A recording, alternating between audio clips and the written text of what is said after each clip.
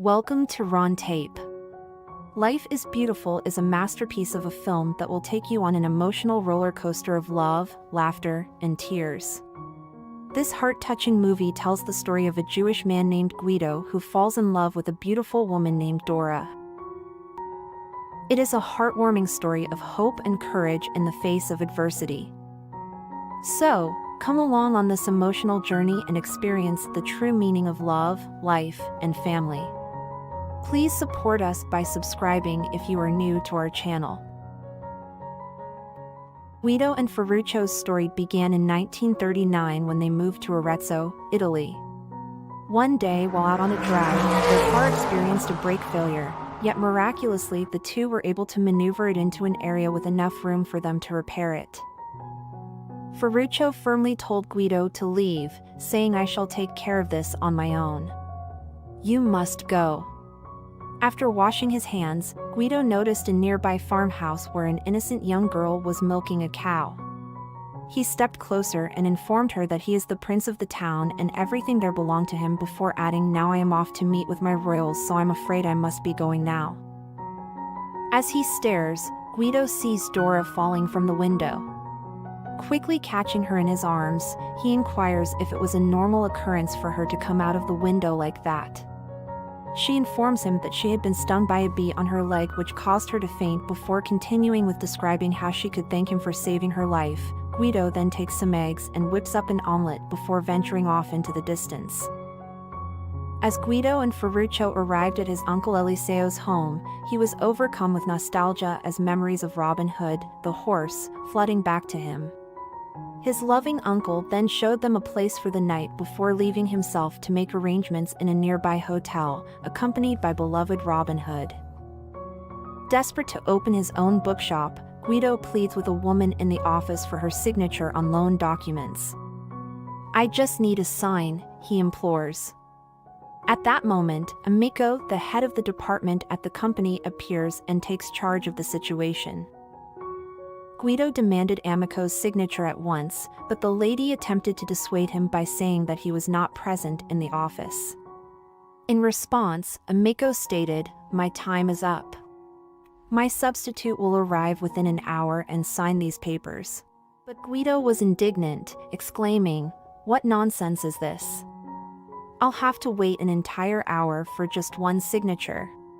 Fortunately for Guido, Amico refused his request and left as scheduled. Guido quietly mutters to himself as he goes to the window, and unfortunately, a flower pot slips from his grasp and falls down, hitting Amico. Oh shit! Quickly descending the stairs, Guido takes care of an unusual remedy before tending to Amico's wounds. He lays out eggs on top of Amico's hat. Amico donned the hat, only to have all of the eggs in it fall on his head. Infuriated, Guido seized an additional bike from a passerby and started running away with haste. As he saw Dora along the way, he joyfully exclaimed, "Good morning, princess. What a wonderful surprise that fate has brought us together again today, but unfortunately I must be on my way now." Startled, Guido and Ferruccio spot Dora the next morning. With a smile on his face, Guido introduces himself to her in an enchanting manner, "Good morning, princess." He then goes ahead and presents Ferruccio to her as this is the same girl who fell into my arms from the sky. Overwhelmed by this momentous meeting, he proposes that they should go out for dinner together at 8 p.m. today, but instead of rejecting him outright, she responds with joy, "Not yet. This surprising meeting is good." Dora peered back at Ferruccio and cheerfully proclaimed, "See, she likes me." Guido recently began working as a waiter in the same hotel where his uncle works. At this establishment, there is a doctor who enjoys solving puzzles.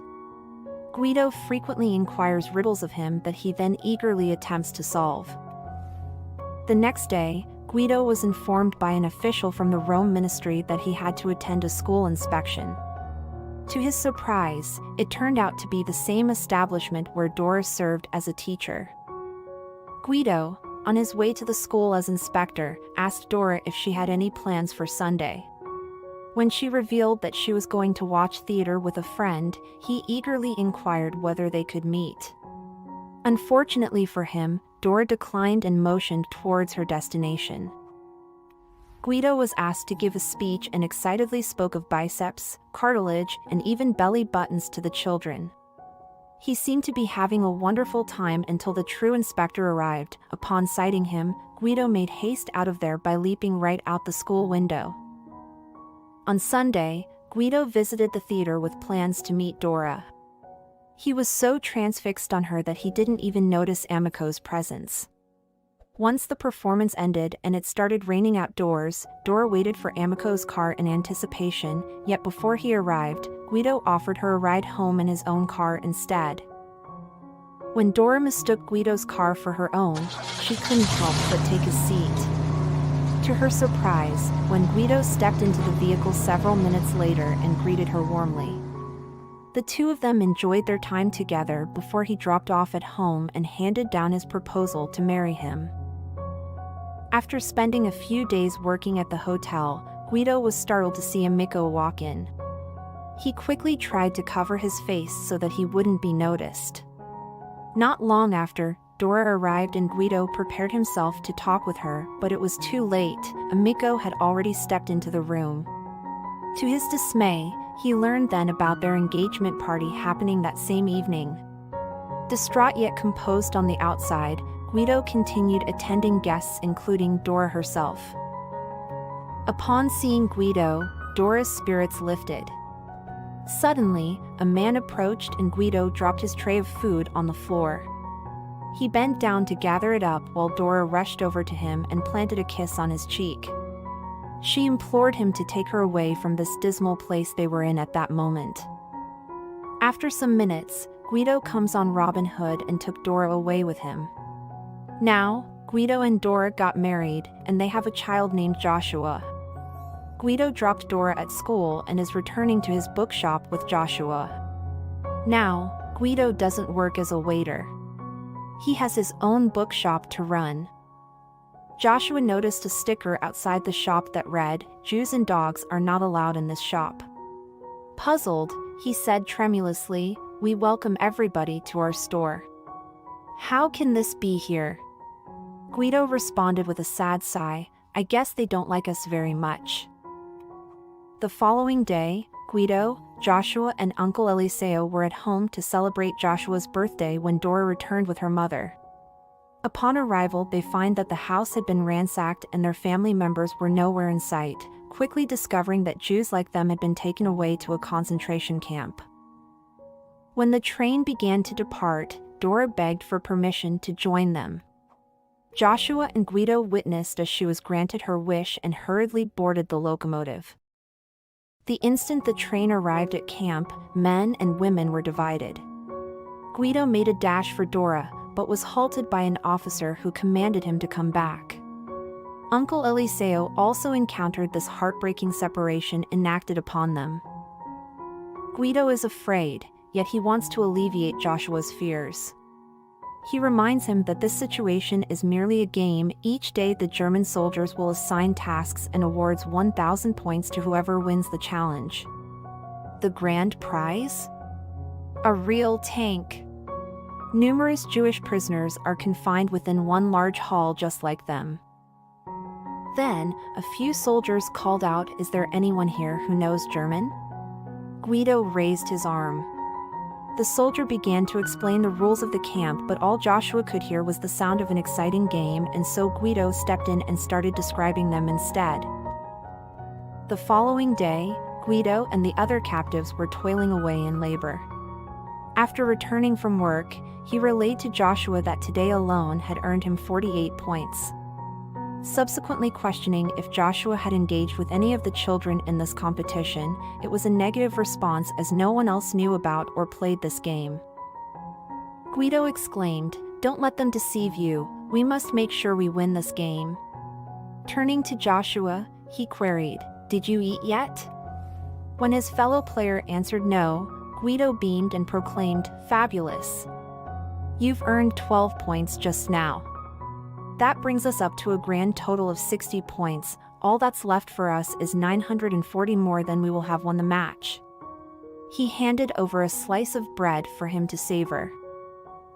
The guard had recently sent an elderly woman away from the females being taken to work, and Dora remarked to her coworker that it was a blessing they weren't allowing children or older adults in labor.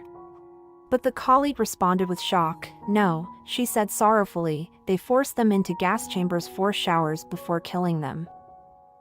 When Guido became aware of this, he made it clear to Giosue that if caught outside the hall they would be eliminated from the game.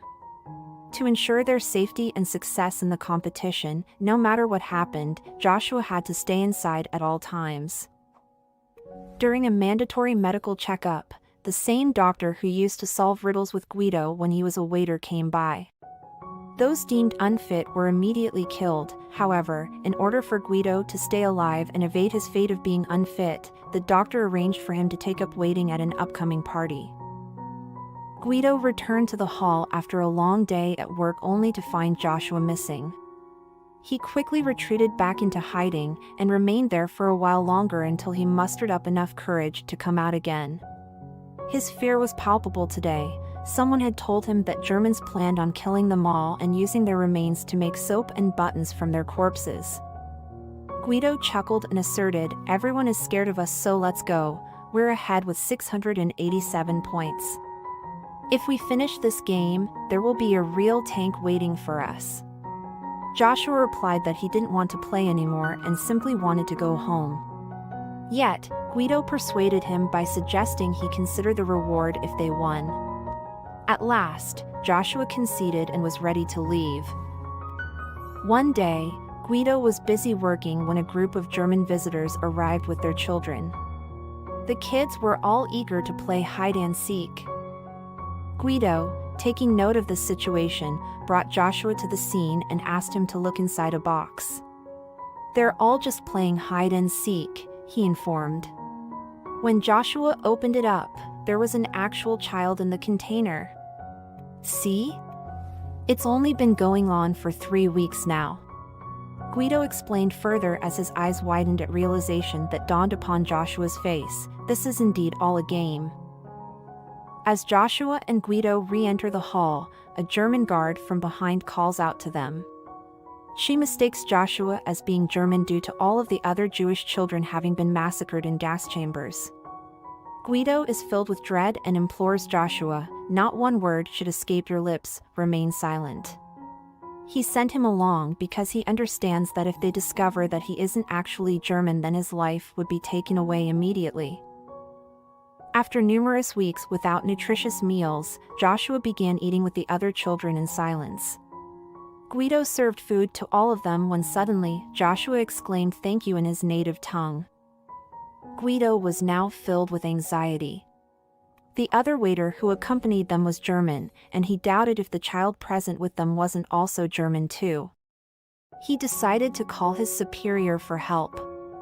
Before they arrived, Guido instructed the children to say thank you, hoping that it would appear as though he had been teaching them this phrase himself. However, one of them blurted out had scolded Guido and asked him not to talk with Kid here.